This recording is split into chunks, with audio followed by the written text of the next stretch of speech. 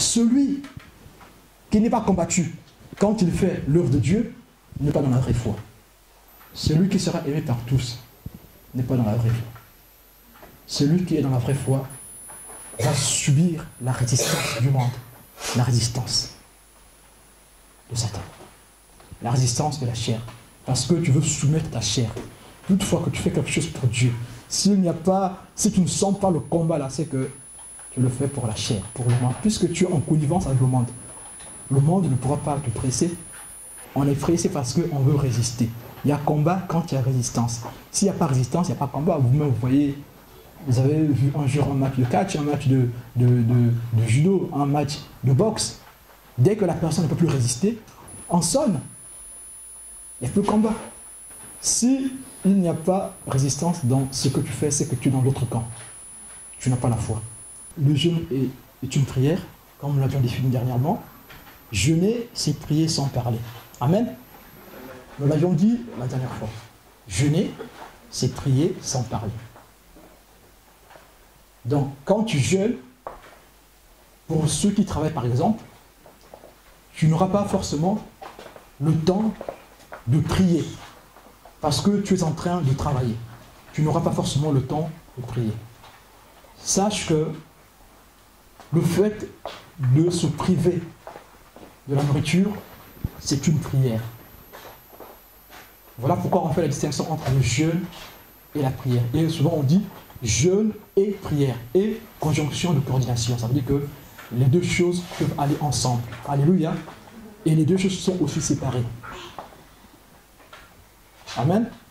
On ne dit pas jeûne, prière, on dit jeûne et prière. Donc si un jour on t'enseigne, je vous le dis parce qu'un jour, il y a quelqu'un qui m'a dit, mais tu jeûnes sans prier? Je me souviens, je suis allé travailler ce jour-là. On était toute la journée en train de travailler. Et ce monsieur a deviné que je jeûnais. Puisque elle va manger, je lui mangeais quoi dire. Mais tu jeûnes? Je l'ai juste regardé. Après, il balance, mais jeûner sans prier, c'est pas jeûner, c'est faux. La parole de Dieu est bien claire ici. Jeûner sans prier, c'est un exercice spirituel comme prier. On peut prier et jeûner, ou on peut jeûner sans prier, quand par exemple on travaille. Pendant que tu travailles, tu peux servir ton Dieu. Amen. J'ai regardé une émission qui s'est passée aux États-Unis, où dans cette entreprise, une grande entreprise, je pense, numérique, ils ont une journée dans la semaine où ils ne mangent pas. Ils ont instauré cette journée pour que l'entreprise, pour que les employés soient productifs. Et des années plus tard, ils ont fait des statistiques. C'est le jour où les employés sont plus productifs. Ils sont plus productifs que les autres jours. Donc, les gens du monde exploitent le jeûne. J'ai aussi lu dans un journal, ici en France, il y a un journal ici, je ne sais pas si c'est Slate, et dans ce journal, ils ont vanté les bénéfices du jeûne.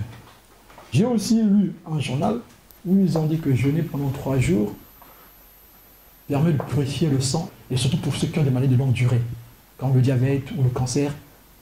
La médecine conseille de jeûner pendant 3 jours. Et ça purifie le sang. Si vous voulez, vous pouvez continuer à faire des recherches. Je suis scientifique, mais pas dans ce sens. Je suis scientifique sur la physique. Vous pouvez continuer à faire des recherches sur la biologie. Vous allez comprendre l'importance du jeûne. Donc, si les gens du monde connaissent l'importance du jeûne, à plus forte raison, nous qui avons cette connaissance. Amen. Mais pour nous, le vrai jeûne, ce n'est pas pour perdre le poids ou pour être guéri. Pour nous, le vrai jeûne, c'est pour montrer notre obéissance au Seigneur, notre humilité, notre amour à Dieu, notre consécration. Amen. Voilà pourquoi nous allons lire Zacharie chapitre 8, verset 19. Si quelqu'un veut le lire, s'il vous plaît. Voici ce que dit le Seigneur des armées célestes. Les jeûnes du 4e, du 5e, du 7e, du 10e mois seront changés pour le peuple de Juda en jour de réjouissance, en jour d'allégresse et de joyeuses fêtes. Mais soyez épris de vérité et de paix. Amen. Amen. Amen. Amen. Amen. Alléluia. Amen. Alléluia. Amen. Vous vous asseoir au nom de Jésus-Christ. Merci, que Dieu vous bénisse. C'est bien de jeûner, n'est-ce pas? Amen. Amen. Mais qu'est-ce qui est dit dans cette parole? Mais aimer la vérité et la paix. Amen. Rechercher la paix avec tous et la sanctification, sans laquelle personne ne verra Dieu. Amen. Ici, on parle de quoi? On parle de la vérité et la sanctification. Amen. On parle de la paix, pardon. On parle de la paix et la sanctification. La vérité qui est la sanctification, la paix qui est la paix. Donc ici, le Seigneur dit simplement et clairement que c'est bien de jeûner. Mais ce jeûne que vous faites, peu importe sa nature, peu importe le nom que vous lui donnez, peu importe sa forme, il sera changé en joie. Quand est-ce qu'il sera changé en joie? C'est quand le Seigneur viendra nous chercher. Amen. Donc aujourd'hui, nous sommes dans le deuil. Nous sommes dans le deuil aujourd'hui. Est-ce que tu jeûnes pour le deuil en attendant ton Seigneur? Vous voyez, on a défini dernièrement que jeûner, c'est être dans le deuil. Mais le vrai deuil, c'est fait dans la vérité, dans le réel amour et dans la paix.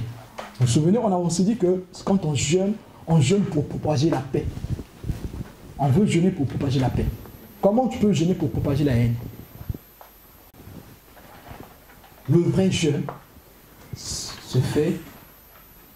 doit être fait par ceux qui aiment la vérité et ceux qui aiment la paix. Vous vous souvenez, on a dit, jeûner, ce n'est pas une arme. Jeûner, c'est combattre. Et ce texte vient nous montrer simplement et clairement que pour jeûner, il faut avoir l'arme qui est la paix et l'arme qui est la vérité. Vous vous souvenez, on a lu dernièrement Éphésiens chapitre 6. On a lu les armes. On a dit, les armes, c'est l'évangile. Nous devons porter les chaussures qui est l'évangile de quoi? De paix, n'est-ce pas? C'est-à-dire que nous devons donner la paix. Nous devons être des vecteurs de paix, n'est-ce pas? Et ici, on nous dit quoi? On nous dit que le jeûne, peu importe sa forme, sera changé en joie. Mais vous, pendant que vous jeûnez, gardez quoi? La paix. Gardez quoi? La vérité. Amen. Donc ce matin, si tu veux faire le vrai jeûne, peu importe le sujet, que tu jeûnes pour quelqu'un qui va mourir, que tu jeûnes pour un travail, que tu jeûnes pour quelqu'un qui doit faire un enfant, peu importe ton jeûne, il faut que tu jeûnes avec les armes du Seigneur. Ici, Zacharie nous donne deux armes, la vérité et la paix. Sauf que tout est dans la vérité. Amen. Sans la sanctification, personne ne pourra voir Dieu. Personne. Sans la vérité, personne ne pourra voir Dieu. Amen. Je sais que vous connaissez les différentes formes de jeûne. Le but, c'est de comprendre pourquoi on jeûne. Mais comme il faut parfois rester dans la forme, on va quand même dire les différentes formes de jeûne. Ça ne sera pas une liste exhaustive. Les différentes formes de jeûne. Nous avons le jeûne absolu ou le jeûne à sec. Le jeûne absolu consiste à s'abstenir de la nourriture solide et liquide, mais également de toute boisson pendant une période limitée. Donc, on ne vous envoie pas à l'abattoir. Ce n'est pas une nouvelle doctrine qui est sortie. Bon, jeûnez, faites une semaine de jeûne à sec et puis vous restez chez vous. On vient trouver les os qui ont pourri dans votre lit. Non, non, non, c'est pas ça. L'être humain n'a pas la capacité de jeûner pendant plus de 3 jours, sans manger, sans boire. C'est impossible. Dans un jeûne naturel, oui. C'est-à-dire que si on jeûne 4 jours, c'est pas possible. Non, naturellement, c'est pas possible. Nous parlons du naturel. Naturellement, c'est par rapport à la physiologie de l'homme, par rapport à la biologie de l'homme. L'homme, dans sa biologie, ne peut pas faire plus de 3 jours sans manger, sans boire. Jusqu'à 3 jours, c'est bon. Mais plus de 3 jours, c'est pas possible. Une personne qui est vivante comme moi, comme toi, ne peut pas faire plus de 3 jours sans manger, sans boire. Sinon, il meurt. Parce que le corps humain est comme ça. Voilà pourquoi ici nous parlons de naturel, un jeûne naturel. Ce qui est naturel, c'est ce qui est humain. Ce qui concerne l'homme, comme Dieu l'a formé. Amen. Nous pouvons citer des exemples. Des jeûnes à sec de 3 jours. Esther a fait le jeûne de 3 jours. Vous pouvez lire dans Esther chapitre 4 verset 3. Aussi le verset 16. Vous pouvez aussi le lire dans Esther chapitre 9 verset 31. Esther avec Mardochée et le peuple juif à l'étranger ont fait le jeûne de 3 jours. Nous avons aussi Saul de Tarse, quand il a été frappé par la lumière du Seigneur, il est devenu aveugle. Pendant 3 jours, il n'a pas mangé. Il a jeûné pendant 3 jours. C'est dans Actes des Apôtres, chapitre 9, versets 1 à 9. Nous avons aussi le jeûne de Jonas. Jonas a fait 3 jours sans manger ni boire. Vous avez le texte dans Jonas, chapitre 2, verset 1. Vous avez le jeûne des Ninivites. Eux aussi, ils ont jeûné pendant 3 jours. Donc ici, nous avons les formes de jeûne. Mais quand nous parlons du jeûne absolu ou à sec, il ne s'agit pas que de 3 jours. On peut aussi faire un jeûne absolu d'une journée ou de 2 jours. Amen. Nous avons l'exemple de Saül. Saül a fait un vœu de jeûne en le proclamant à tout le peuple. Vous avez ça dans 1 Samuel chapitre 14, verset 24. Tu peux faire un jeûne à sec d'une journée. Tu commences de minuit jusqu'au coucher du soleil, vers 18h, 19h, 20h, 21h, comme vous le voulez. C'est aussi un jeûne à sec parce que tu t'es défini un certain temps sans pourtant manger ni boire. Pour ceux qui ont des problèmes de santé, ils peuvent, s'ils veulent jeûner absolument, ils peuvent faire un jeûne en buvant de l'eau. Que de l'eau. Donc, tu peux faire le jeûne de minuit à 18h ou à 19h ou à 20h ou à 21h ou à minuit, sans pourtant manger une nourriture solide, mais tu peux boire de l'eau. C'est aussi un jeûne. Et cette fois-ci, on appelle ça un jeûne partiel, parce que tu as quand même bu de l'eau. Dès que tu bois de l'eau, ce n'est plus un jeûne absolu, c'est un jeûne partiel. Vous avez le jeûne partiel de Daniel. Daniel a fait un jeûne partiel. Donc, comme nous l'avons défini, le jeûne partiel va t'emmener à manger de certains repas. Donc, tu peux faire un jeûne partiel d'1 mois, par exemple. Un jeûne partiel d'1 mois, où tu manges que le soir. Ou pendant la journée, tu ne bois que de l'eau. Je pense qu'ici, on a déjà fait un jeûne d'une semaine, je pense, où c'était total la journée, on mangeait que le soir. Oui? Oui. Mais avant, on a aussi fait des jeûnes de 21 jours ou de 30 jours, je pense de 40 jours aussi. Mais on a déjà fait des jeûnes comme ça. On a fait ces jeûnes pas pour demander du travail ou demander un enfant, hein, ou demander une situation. C'était pour la consécration au Seigneur. C'est là aussi qu'on reconnaît qu'on aime Dieu, qu'on veut donner toute notre vie au Seigneur. Amen. Quelqu'un de religieux, s'il fait ça, il ne sera pas perturbé parce qu'il fait ça pour sa gloire. Et quand il le fera, il va vous montrer qu'il jeûne. Il va vous montrer qu'il a fait 40 jours de jeûne.